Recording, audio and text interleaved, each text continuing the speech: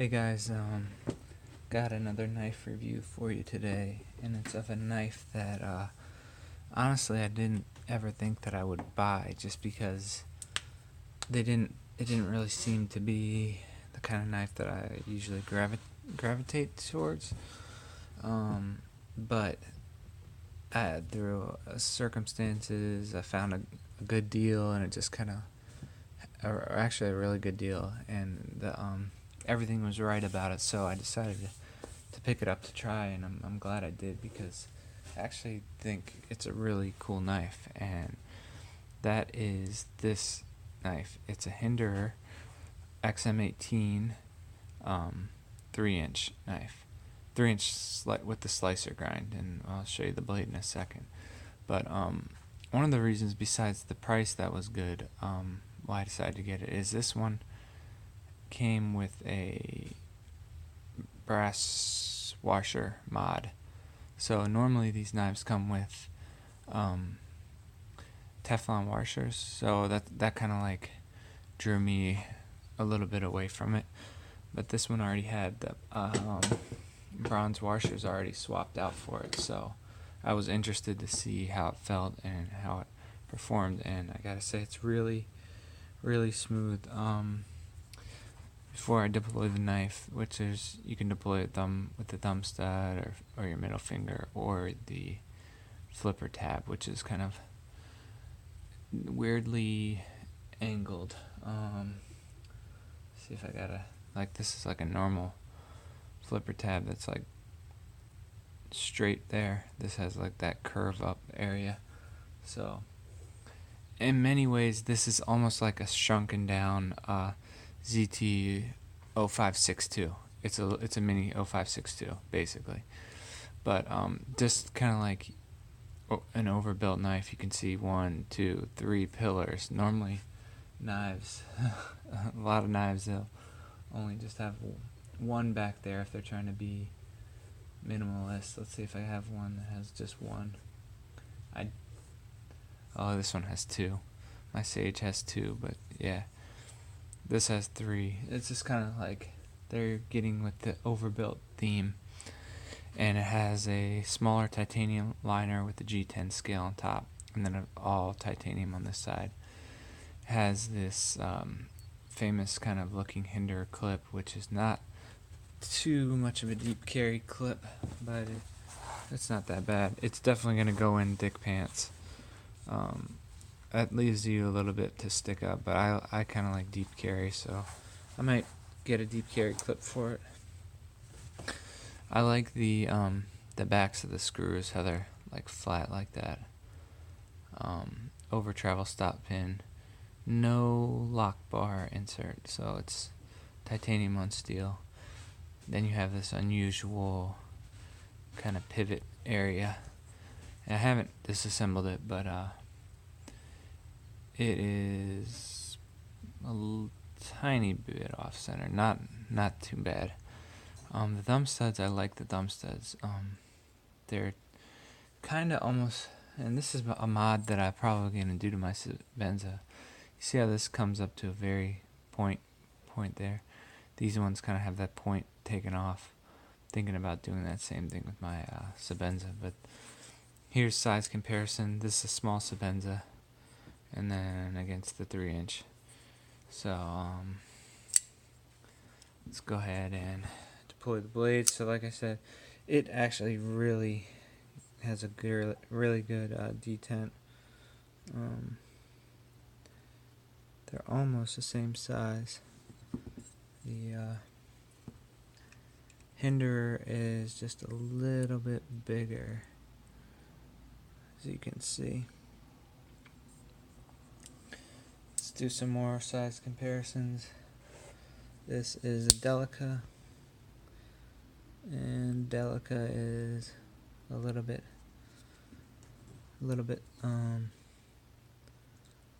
about the same size as the Delica, actually. But you can actually notice too, the handles are kind of similar. So this is the 3-inch in hand. It almost feels as good as a Delica. and you can come up here a little bit. So there's a little bit of a finger choil for you. The Delica still feels better. It has no flipper tab to get in the way of your hand. So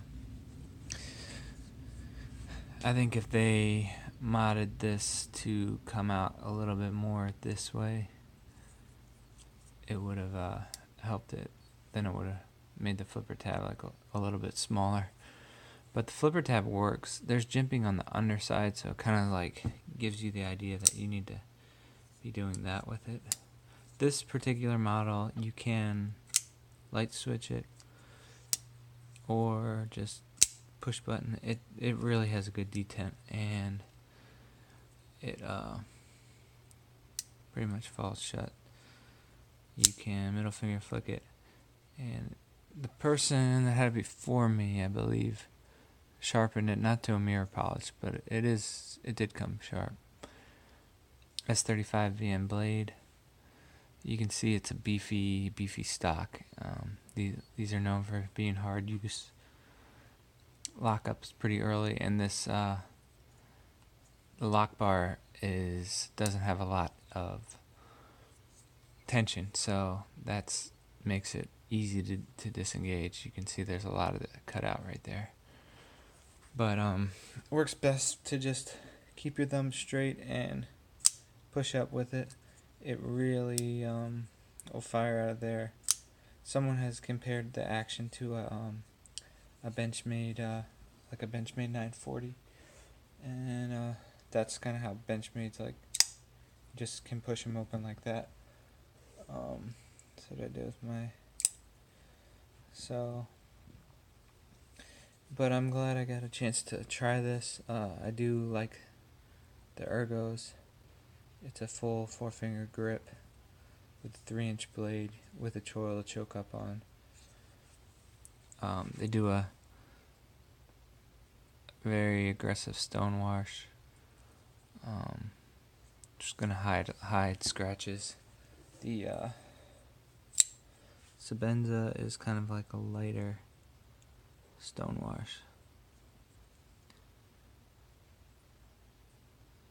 Yeah, you can see it's kind of like a heavier one. So, but yeah, I wanted to let you guys see this, and if you find a good deal on one of these, you're probably gonna like it. I think even with Teflon washers, I think this would have been I think I still would have liked it. It probably, I don't know if it would have felt different or not. I've only had one knife with Teflon, and it felt a little different. So, but the action on this is very dialed in. So, flips great, flicks out great with your thumb or the middle finger. So, yeah, this will probably be sticking around. One other thing, I will do the weight. So let me pause it for a second. Okay. And it weighs 3.4. So can compare that to the small Sebenza at 2.85. Mini Freak 2.5. I didn't know this small Sebenza was under 3 ounces. That's pretty good.